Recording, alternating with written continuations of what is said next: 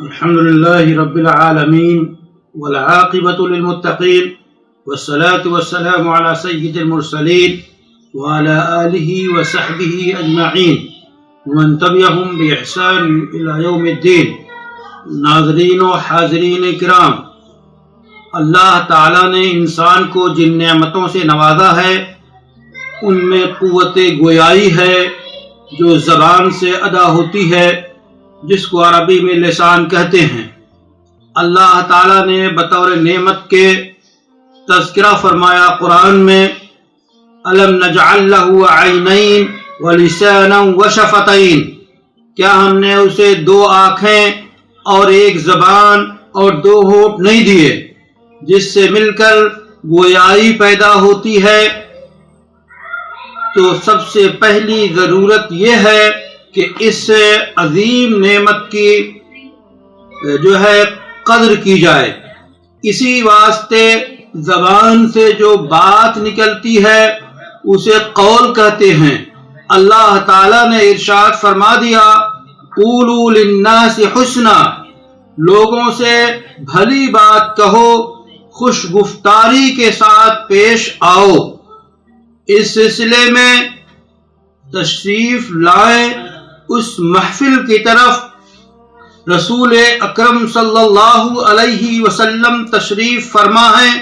حضرت عمر بھی موجود ہیں کہ اتنے میں ایک یہودی زید ابن سعنہ آپ کی خدمت میں آتا ہے اور بڑا روکھا برتاؤ کرتا ہے، سخت کلامی اختیار کرتا ہے، بلکہ دست رازی بھی کرتا ہے کہ آپ کی ردائے مبارک کو کھینچ کر کہتا ہے، اے بنو عبد المطلب، تم نادہندے ہو اور ادا نہیں کرتے وقت پر.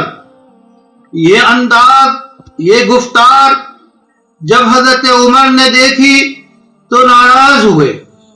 قصہ سارا یہ تھا کہ ایک گاؤں والوں کی امداد کے لیے رسول اللہ صلی اللہ علیہ وسلم نے اس یہودی کی پیشکش پہ قرض لے لیا تھا اور مدت متعین تھی، لیکن یہ زید ابن سعنہ مدت گزرنے سے پہلے آ گئے اور اتنی سختی سے وصول کرنا چاہا.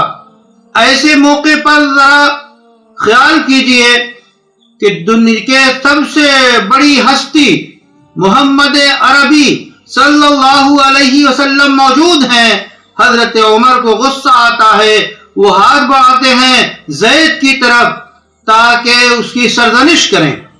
لیکن قربان جائیے رسول اکرم صلی اللہ علیہ وسلم کے اخلاق پر، اعلیٰ کردار پر، خوش گفتاری پہ آپ فرماتے ہیں، عمر ایسا نہ کیجئے، آپ کو تو یہ کرنا چاہیے تھا کہ مجھے قرض کی ادائیگی کے بارے میں سمجھاتے اور ان سے کہتے کہ اتنی سختی نہ کریں، جائیے ان کا حق ادا کر دیجئے اور 60 کلو کھجور اس حق سے زیادہ دے دیجئے. آپ صلی اللہ علیہ وسلم کی یہ خوش گفتاری، آپ کی یہ خوش کلامی، آپ کی یہ شیریں بیانی اور آپ کا یہ عمل ایسا مؤثر ثابت ہوا کہ زید ابن سعنہ ایمان لائے. تو خوش کلامی اور خوش گفتاری اور اچھے بول جو پھول کی طرح زبان سے جھڑے، یہ اپنا ایک اثر رکھتے ہیں، کردار رکھتے ہیں، وزن رکھتے ہیں. ان کا پابند ہونا ایک اچھے انسان کے لیے ضروری ہے. خود رسول اکرم صلی اللہ علیہ وسلم جب اپنی رفیق حیات عائشہ رضی اللہ تعالی عنہا سے خطاب کرتے تو عائش بھی کہتے اور حمرا کہتے. عائشہ نام تھا لیکن حمرا چونکہ وہ گوری چٹی خوبصورت تھی، اس خوبصورتی سے آپ نے نام نکالا حمرا. حمرا کہتے ہیں انتہائی گوری عورت کو کہ دھوپ پڑے تو چمک اٹھے، تو ان کے دل جیتنے کے لیے اور ملاطفت کے لیے آپ حمرا کہہ کے پکارتے.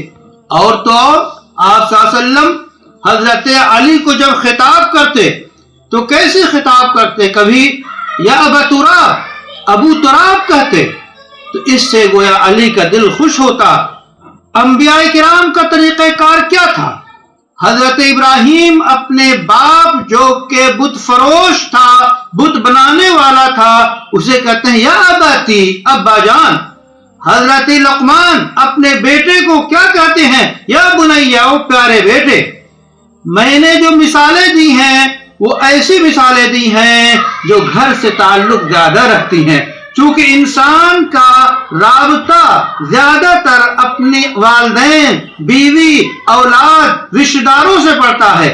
باہر کے دوستوں سے تو سب لوگ خوش اخلاقی سے پیش آتے ہیں اور ان کے ساتھ قہقہے لگاتے ہیں، لیکن اصل اخلاق، اصل شیریں زبانی، اصل شیریں گفتار جو ہے خوش گفتاری یہ ہے کہ گھر والوں کے ساتھ جو مستقل آپ کو رہنا ہے ان کے ساتھ آپ کا اخلاق اچھا ہو۔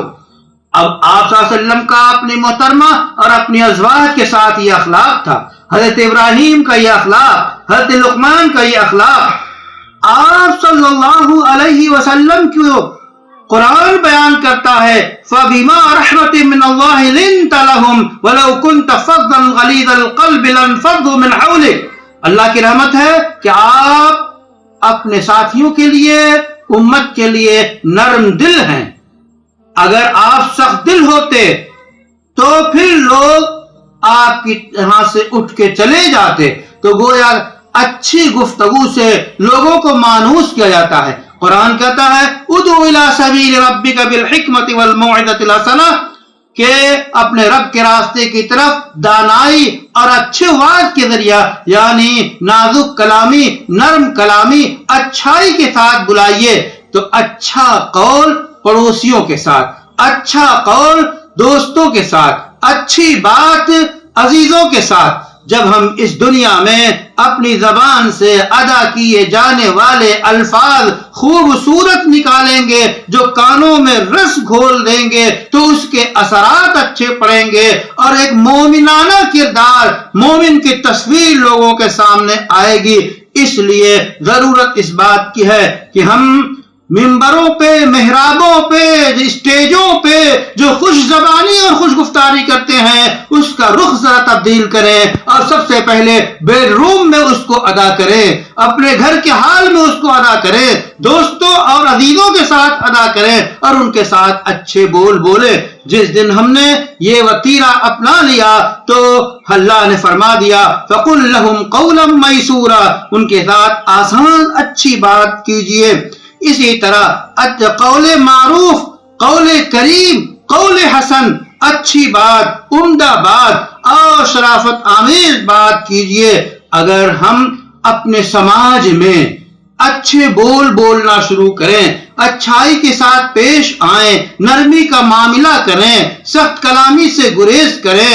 آپ صلی اللہ علیہ وسلم نے فرما دیا کہ میں شور مچانے والا یا جو ہے چیخنے اور چلانے والا بنا کر نہیں بھیجا گیا۔ تو رسول اللہ صلی اللہ علیہ وسلم کے اس کردار کو، اس اسوے کو پوری امت اپنائے، علماء اپنائیں، علماء کی جو ہے طلباء اپنائیں، یونیورسٹیوں اور کالجوں کے طلباء اور طالبات اپنائیں، تاکہ دین حق کو اچھی زبان، خوبصورت لباس میں لوگوں تک پیش کریں۔ اگر ایک خوبصورت چیز ریشمی لباس میں، مخملی لباس میں لوگوں کے سامنے پیش کی جائے تو نگاہیں اٹھتی ہیں، قبول کرتی ہیں۔ آخرش زباں شیری، ملک گیری۔